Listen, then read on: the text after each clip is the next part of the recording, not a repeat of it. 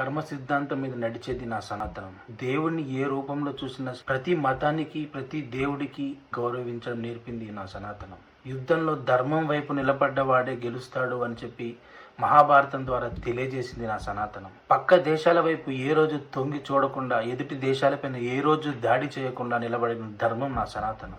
సర్వమత సమ్మేళనం నా సనాతనం. ఈ వీడియో చూసిన అందరికీ నమస్తే అండి. ఈరోజు ముఖ్యంగా చూసుకుంటే పవన్ కళ్యాణ్ గారు ఆయన చేస్తున్న ప్రాయశ్చిత్త దీక్షలో భాగంగా విజయవాడ కనకదుర్గమ్మ టెంపుల్కి వెళ్ళాడు. ఈరోజు ఆయన పసుపు కుంకుమతో ఆయన ఈరోజు మెట్లు కడిగి ఆ తర్వాత అమ్మవారిని దర్శించుకొని బయటకు వచ్చినప్పుడు మీడియా ముందు మాట్లాడారు. మీడియా ముందు మాట్లాడుతూ నా సనాతన ధర్మానికి కష్టం వచ్చినప్పుడు నేను మాట్లాడడం తప్ప, నేను చేసిన తప్పేంటి, కలియుగ ప్రత్యక్ష దైవానికి ఏడుకొండల వాడికి జరిగిన ఈ అపచారం చూసి నాకెంతో బాధ కలిగింది, నాకెంతో మనోవేదన కలిగింది. సనాతన ధర్మానికి ఒక బోర్డు కావాలి, ఒక పరిరక్షణ సమితి కావాలి అని నేను అడిగితే, అలాంటి సమయంలో దేశంలో ఎన్నో ప్రాబ్లమ్స్ ఉన్నాయి, ఇప్పుడు ఇది ఒకటి నేషనల్ లెవెల్ చేయడం అవసరమా అని చెప్పి ప్రకాష్ రాజు గారు చేసిన ట్వీట్ గురించి ఆయన ఈరోజు ప్రస్తావించారు. నా హిందూ ధర్మం గురించి మాట్లాడినప్పుడే నీకు ఇది గుర్తొచ్చిందా అని చెప్పేసి ఆయన డైరెక్ట్ గా సమాధానం ఇచ్చారు.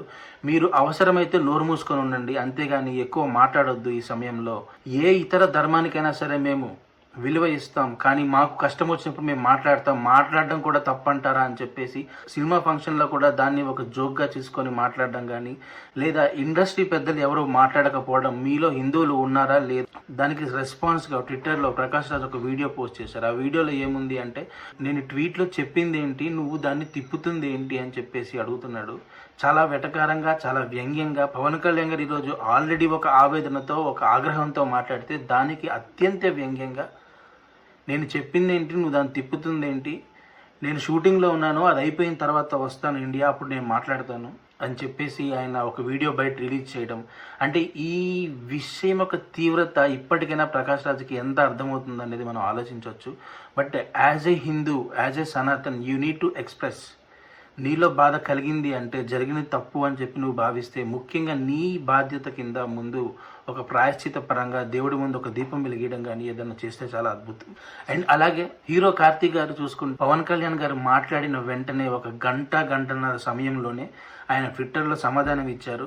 నేను తిరుమల బాలాజీ భక్తుడిని అని చెప్పేసి, హిందూ ధర్మాన్ని పాటిస్తానని చెప్పేసి ఆయన ట్వీట్ చేశారు. అన్ని వర్గాలు ఆయన పైన ఒక గౌరవభావం చూపిస్తున్నారు ఆయన ఇమీడియట్గా చేసిన ఒక రెస్పాన్స్ చూసి.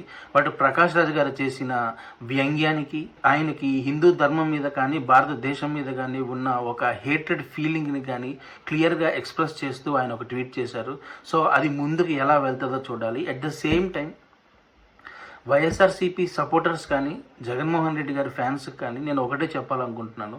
ఇక్కడ అపచారం జరిగింది సాక్షాత్తు ఏడుకొండలవాడు వెంకటేశ్వర స్వామికి అని చెప్పి మాత్రం గుర్తుపెట్టుకోవాలి. మీరు అది గుర్తుపెట్టుకోకుండా ఏదో ఆయన్ని బ్యాక్ చేయాలని చెప్పేసి మీరు పిచ్చి పిచ్చి మాటలు మాట్లాడడం, పవన్ కళ్యాణ్ గారు ఈరోజు మెన్షన్ చేశారు ఆల్రెడీ. పొన్నవోలు సుధాకర్ రెడ్డి అనే వ్యక్తి చేసిన కొన్ని వ్యాఖ్యలు ఆల్రెడీ ఆయన మెన్షన్ చేశారు. ఒకసారి మీరు ఆ వీడియోలు చూడొచ్చు కూడా, యూట్యూబ్లో కానీ ట్విట్టర్లో కానీ. అలాంటి మాటలు ముందు తగ్గించుకోండి. ఎందుకంటే తిరుమల ప్రసాదం ఇంట్లో ఉంది అని అంటే ఫస్ట్ ఆ ఇంట్లోకి నాన్ వెజ్ తీసుకురారు. నాన్ వెజ్ తింటే ఆ రోజు తిరుమల ప్రసాదం తీసుకోరు. తిరుమల ప్రసాదం అయిపోయిన తర్వాత ఆ తర్వాత మాత్రమే ఆ ఇంట్లో నాన్ వెజ్ అనేది అలౌ చేస్తారు, ఈవెన్ నాన్ వెజ్ తినేవాళ్ళు కూడా. It has to be A 2-way street. ఆయన చెప్పిన విధంగా గౌరవం అనేది 2 సైడ్లు ఉండాలి. ఇటు నుంచి అటు ఉండాలి, అటు నుంచి ఇటు ఉండాలి. సెక్యులారిటీ అనే ఒక పేరులో, ఒక ముసుగులో హిందూ ధర్మం పైన దాడి జరగాలనుకుంటే మాత్రం, రాజకీయ కుట్రగా తీసి పడేయాలనుకుంటే మాత్రం we are not ready to accept it.